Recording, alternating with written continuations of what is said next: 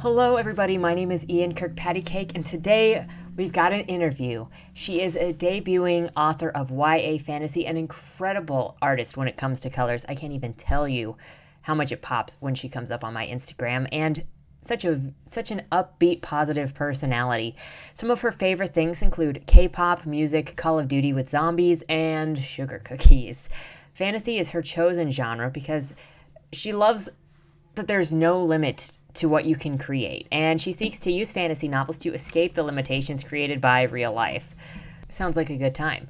So joining us today is Tiffany C. Carlton. Hope you enjoy.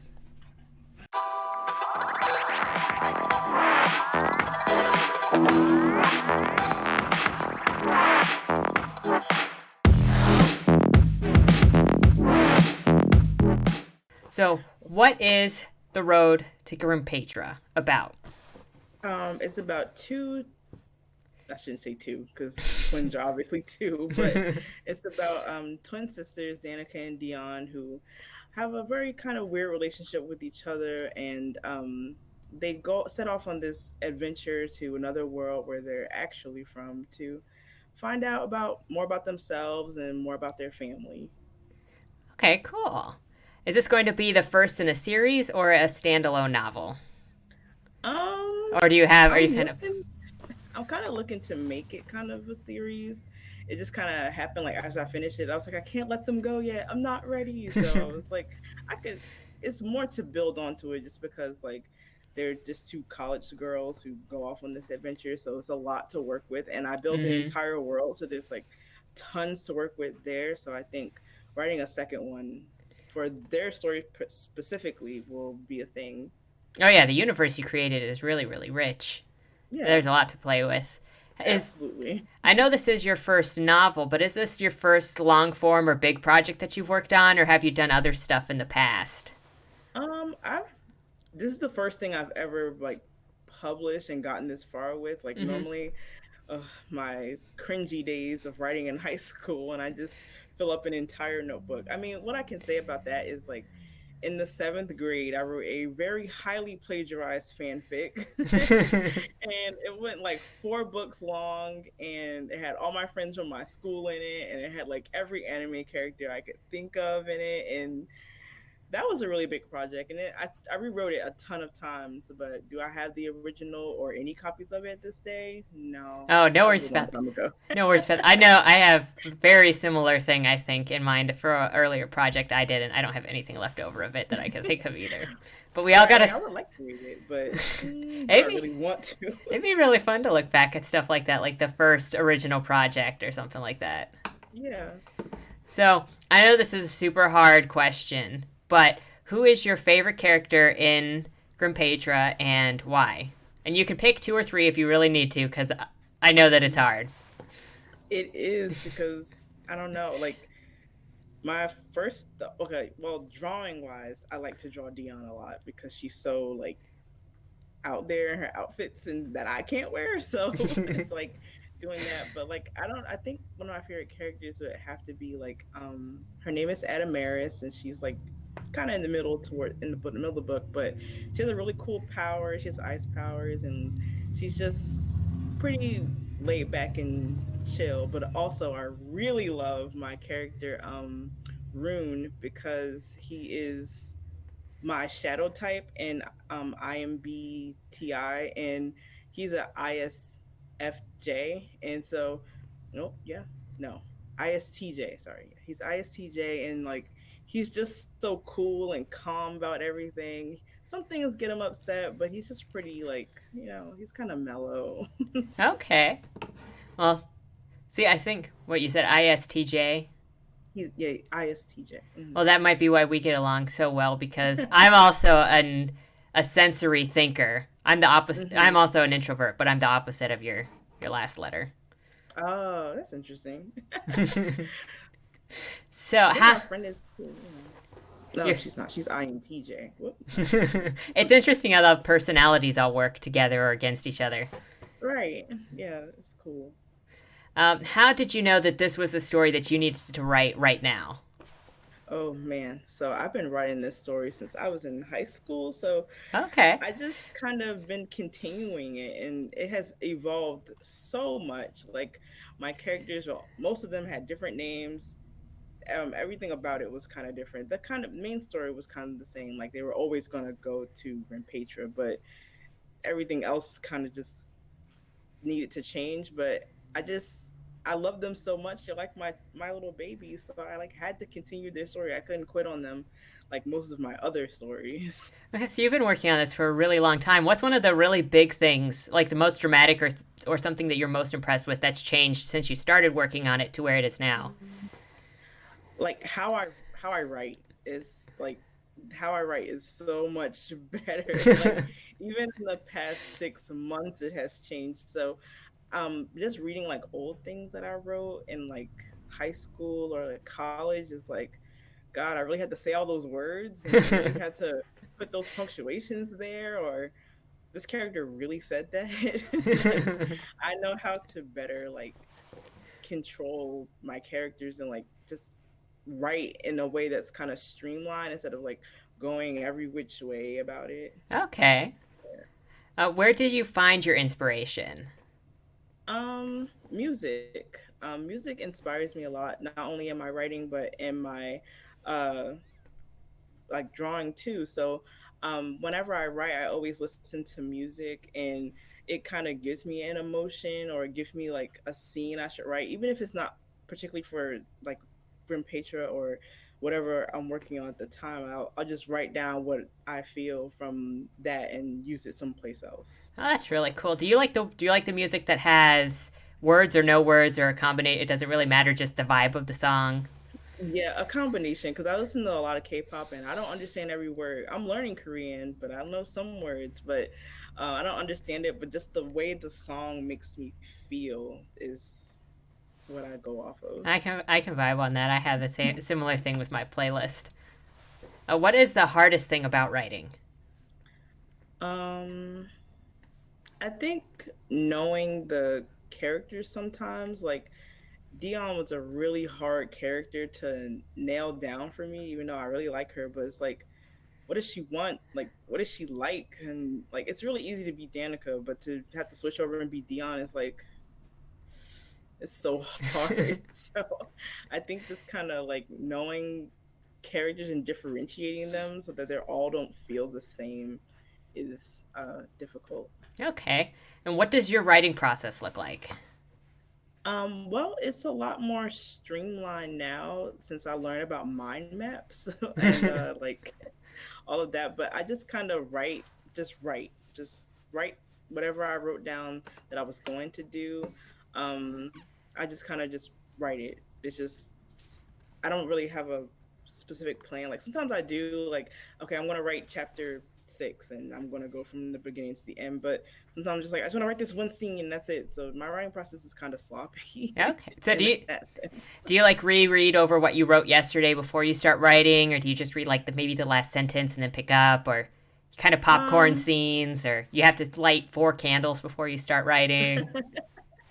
I just kind of yeah, I think that's accurate. Like I just kind of like write and like I look at the thing I wrote last night or the day before or whatever, but I know that if I just keep going back, I'll keep wanting to change things. So I'll just leave it and then just change it at the end. That's all of our worst Yeah, like impulse. even right now, I'm reading through the very finished product of Road to Grimpaitra, and I'm like, don't change anything, don't change it. It's okay. You'll always want to continue working on it. I had professors Yeah. that were like, I never go back to read anything I've published because I just see all the things that I want to change.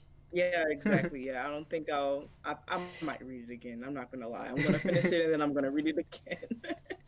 Nothing wrong with that. So, are you a pantser, a plotter, or pants half on? Or half off? um,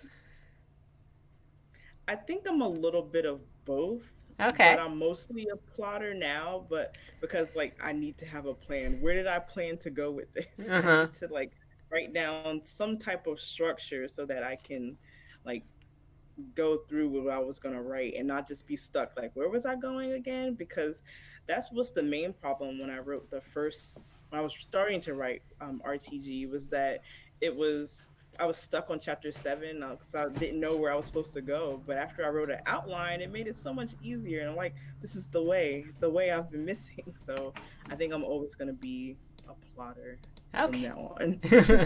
It's an interesting change from just pantsing it. Yeah, definitely. Don't. That's not the way. But what's your author origin story? I always have such an interest in knowing what caused people to write because there are so um, many different stories. Yeah, I think I wrote my first ever book on notebook paper, and it was folded in half, and I gave it to my fourth grade teacher, and she read it to the class, and the teacher across the hall read it to the class. Like, I've always been interested in telling stories since I was like in the fourth grade, third grade, and I think just watching TV shows and like creating my own like versions of that show, or like this is how the story should have gone. I used to tell stories to my siblings all the time during Halloween or something. We'd be driving around looking at like people putting up Christmas lights or Halloween decorations, and they would be like, there's this reindeer over here. He's a light up reindeer, but he's actually comes alive at night and he flies around the city and does all these things." And I would just make up all these crazy stories. So why not write them down now?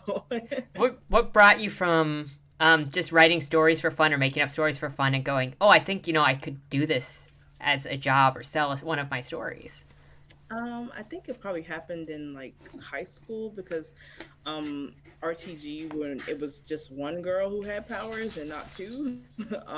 I was gonna make it into like a comic book, but then I was like, I don't even know where I'm going with this, so I should probably write this as a novel or something. So I started doing that, and I took creative writing classes throughout my high school experience, and it was just like, you know what, this is fun, and I can imagine I could write down the pictures I see in my head, and one day I'm going to be a published author, and now here I am. Yeah, it's so close. It's so close.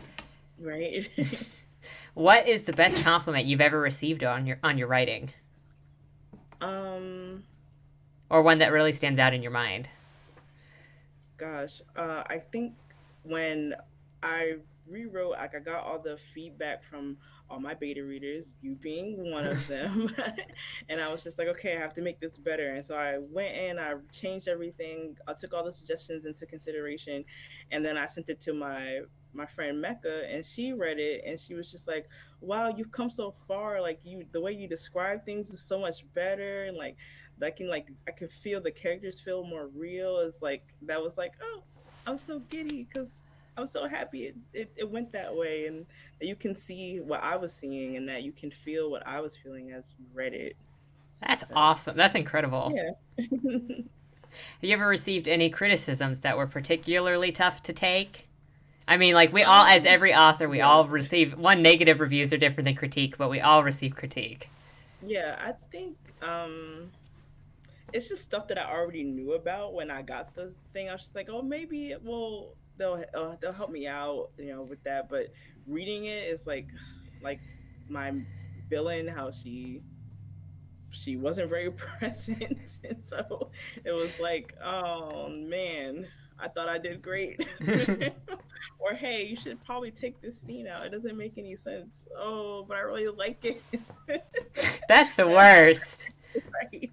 It's like, but I really, really like it. And so, those types of or critiques are always hard. And it was difficult. I had sweaty palms and sweaty feet the whole time reading my feedback, but it was okay because I knew it was something I needed to change to make it better.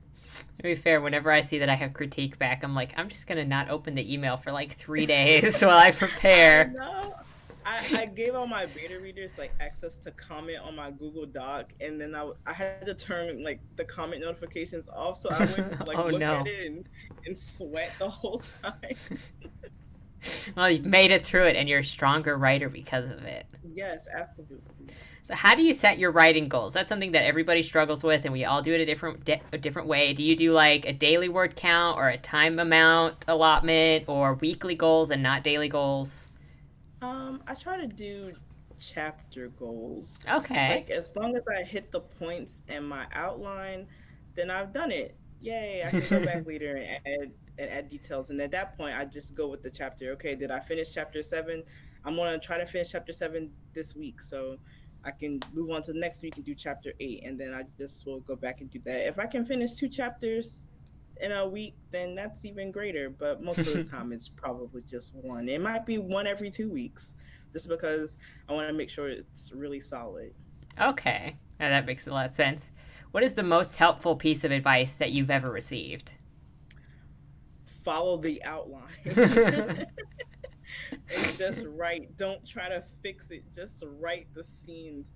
That is so helpful because in my second book that I started working on, I finished the first draft in a month. And the Wow. first draft of RTG was for, it took years. So to do it in a month, I was like, man, all I had to do was follow the outline.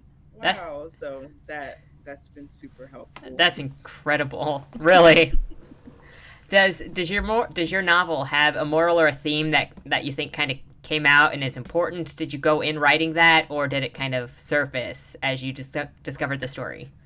I think it kind of surfaced as I continued to write, just because I feel like Danica and Dion are like two halves of me, and so like it's just really important. Like family and is really important, and like knowing yourself is really important. So seeing how I see them as two parts of me is like knowing the other side of me is as important as as being who I am in this moment, if that makes sense. Yeah, and having read even just an earlier version, that really Yeah. came through. I can recognize that specifically. It came through really Yeah. well. Thank you. Without any spoilers, do you have a favorite part of Road of Grimpaitra? Um, I thought about this earlier. So I was like, what is my favorite part? I think I have a favorite line. Oh, When Danica and Rune are together, and she's like, yeah, I used to read Dr. Seuss books when I was growing up, and he goes, you read medical books as a child? And she was like, what? No, because they don't know what Dr. Seuss is because they're in a different dimension. So it's like that was just funny to me, and I think that's probably my favorite part. I can't say what my actual favorite part is because it's a huge kind of spoiler. okay. Well, except those are good lines. It's my favorite. What would your main characters in this case, because you got Danica and Dion, say about your book if they could read what happens to them or what you've done to them? I think that Dion would be upset. He'd just look at me sideways and be like, really? Solely a little bit of a What? diva. Right. I think Danica would be kind of like, I mean, I guess it's accurate. She would just kind of be like, kind of accepting, but kind of worried a little bit. But Dion would be outright mad. Okay. She doesn't do so well with stuff she's not planned for. No, not at all. Do you have a favorite novel or two that you would recommend people read? um, the one that came to mind, I haven't really read a whole. I want to read more like indie author things, and so I should probably get on Twitter and read everybody's things. But the one that I started reading, or I didn't start it. Well, I started it a while ago, but I finished it. It was Jenna Moressi's Eve: The Awakening, and I really enjoyed that book because I like supernatural and like fantasy, like sci-fi type of things. So that was it was fun to read, and I was just like, I can't put it down. I want to read it on the plane. I want to read it when I'm at work. I want to read it while I'm at home in the bed and it's midnight. So I think that's a really good book. I can't give you a second one because the one I want to say isn't out yet, but she's working on it. Okay, well, people can stay tuned for that recommendation later then. Yes. So, I also happen to know that you're a very skilled artist because I've been following your drawing Instagram for a while now, which everybody can check out in the description down below. What got you into drawing and how did you develop that skill? Okay, that also happened in seventh grade. Seventh grade When is the. yeah, It really was. It was like the change in my life that I needed. In seventh grade, when I wrote our extremely plagiarized fanfic, my friend used to always draw the characters, and I would be like, "Okay, well, draw my character." Her name was Trisha. Like, just draw her, which I put a nod to her in my book. I was like, I added her because she was my first, you know. But um, I would say, "Hey, can you just draw her?" Like, she's like, "No, I don't really feel like drawing today." And so I got frustrated, and I was like, "Well, I'm just gonna learn how to draw." And so after that summer, I started trying to like watching a whole bunch of Sailor Moon and like trying to copy what I saw, and watching all the animes late at night on Adult Swim, and like trying to draw that. And I just kind of developed it over time, and now I am where I am now, and it's like, wow, I can't believe I used to be dirt and now I'm here now. Yeah, right. My favorite is always looking back at the compilations of the different Yeah, years. It's so amazing. it is. So have you ever written, this is gonna be fun. Have you ever written anything that you might be a little embarrassed that your family might read, something that's a little spicier or darker than your family really knows is going on in your head? Um, thinks back, trying to go back to the lockbox of my head. Probably, And spicy just means probably. like sexier. Um, yeah. Most of the time, yeah, absolutely. Like, me and my cousin had this like story that we wrote. We started in like, I don't know. I was 15 and she was 13. Nope, she was 12. Maybe I was 16. Whatever. But it was one summer, and we started writing this like epically long like story over several books, and like anything you can think of, it happened in that book. So we don't know where any of those pages are, or if we even have them, but it was just like, if people read that, they'd be like, Tiffany, what were you doing? I don't know. Being a 15-year-old. Right. I used to have crazy stories all the time. Like, my dad had these like X-Men action figures, and I had like my like little Disney princess ones, and like Jasmine was like dating Wolverine and they were getting married, but like Cyclops came to the party and was like, "Oh, you're sleeping with Jasmine." And I'm like probably 6, and I'm making up these like stories of things I don't even know about. I think I have some stuff like that. So I would. That's normal. That's normal. What is something that you've learned? So you're indie publishing. What is something Mhm. that you've learned? There are so many pitfalls with indie publishing. It's so much to learn. What is something that you've learned while publishing your novel that might help another indie author going the same way?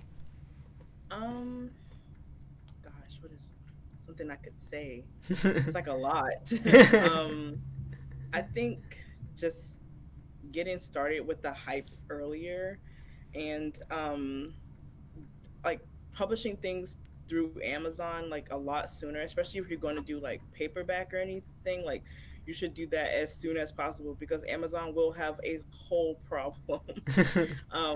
Because I did that with my coloring book that I did. It took me like almost like a week and a half to get that thing up there, because it was like, this is wrong or this is wrong, and it's like, okay, what's really the issue? And I had to like call them. So I think like doing stuff as soon as possible.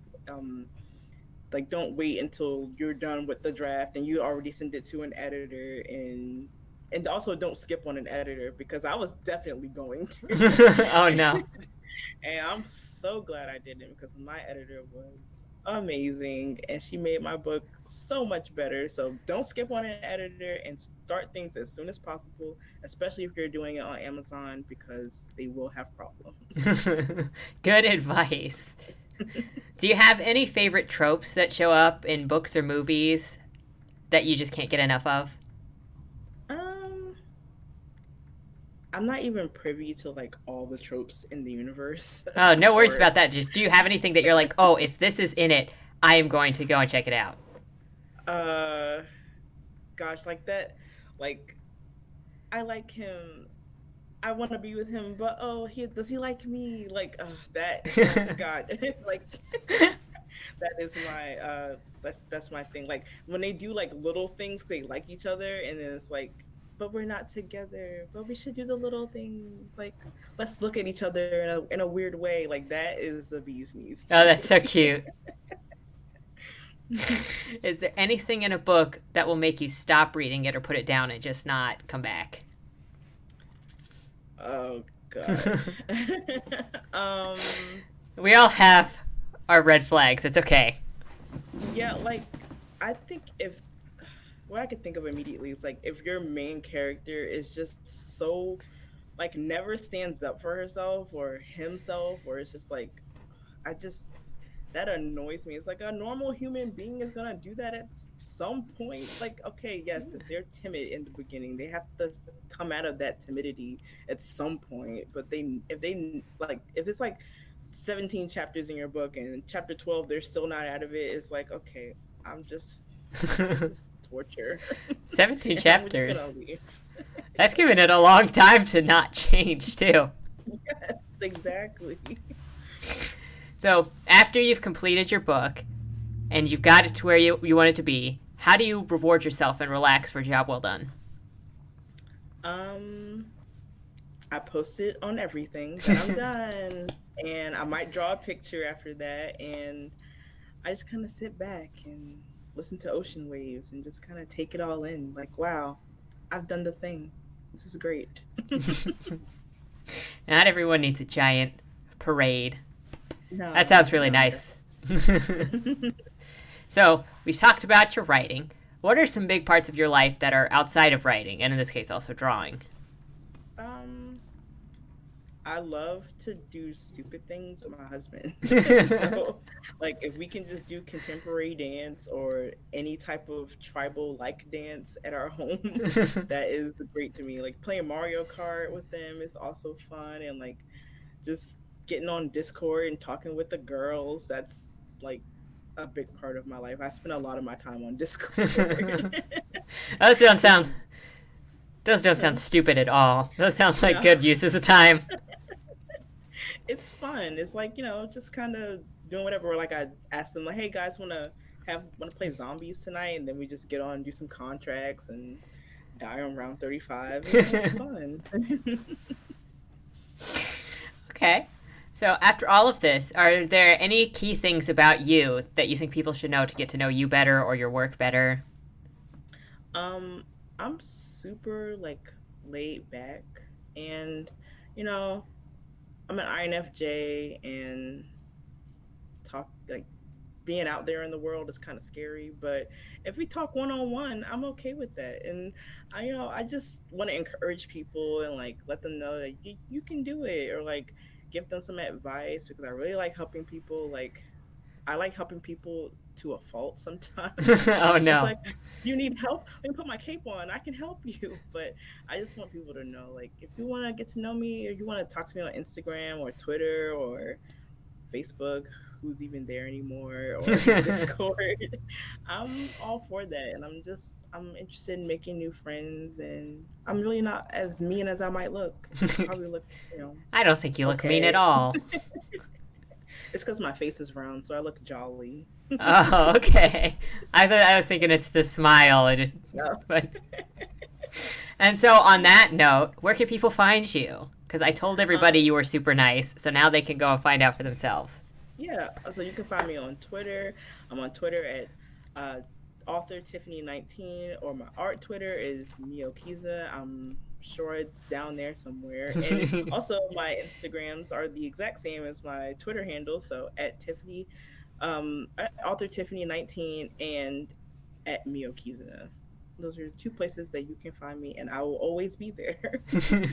So, if you're interested in following the journey of the twins as they learn about their heritage and their family and their access to magic powers, then you can pre-order your copy of Road to Grimpaitra right now, and the link's down below. It goes to all of the places you can buy it, and it comes out on June 6th. Now, if you find it a little hard to hold your anticipation in, then don't worry.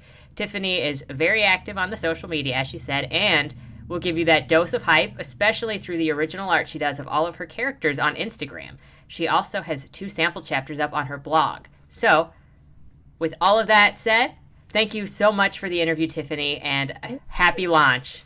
It's been Thank great talking to you. you. You too.